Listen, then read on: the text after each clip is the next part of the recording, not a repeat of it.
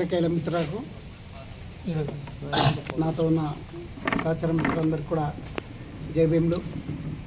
ముఖ్యంగా పాత్రికేయ మిత్రుల ద్వారా తెలంగాణ సమాజానికి ఒక 3 విషయాలు అప్పీల్ చేయాల్సిన అవసరం ఉండి నేషనల్ అట్రాసిటీ ప్రివెన్షన్ ఫోర్స్ ద్వారా ఈ ప్రెస్ మీట్ ఏర్పాటు చేయడం జరిగింది. వచ్చిన మిత్రులందరికీ కూడా ధన్యవాదాలు. ముందుగా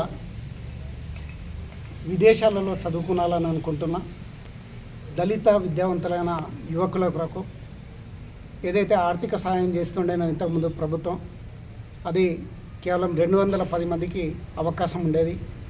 ఇవాళ నూతనంగా పదవీ స్వీకారం చేసిన సాంఘిక సంక్షేమ శాఖ మంత్రివర్యులు అడ్లూరి లక్ష్మణన్న గారు దీన్ని 500కు పెంచుతూ 500 మందికి పెంచుతూ ఒక నిర్ణయం తీసుకోవడం చాలా హర్షణీయం.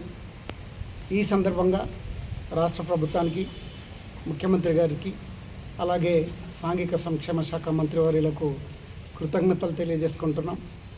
ఇదే సందర్భంగా ఏదైతే మీరు సభ్యుల సంఖ్యని 210 నుండి 500కు పెంచినారో అట్లాగే ఇంకొంత విశాల దృక్పథంతో ఆలోచించి ఇవాళ పాశ్చాత్య దేశాలలో జీవన ఖర్చులు పెరిగినందున ఇప్పటి వరకు ఇస్తున్న 22 లక్షల రూపాయలు సరిపోవడం లేదు.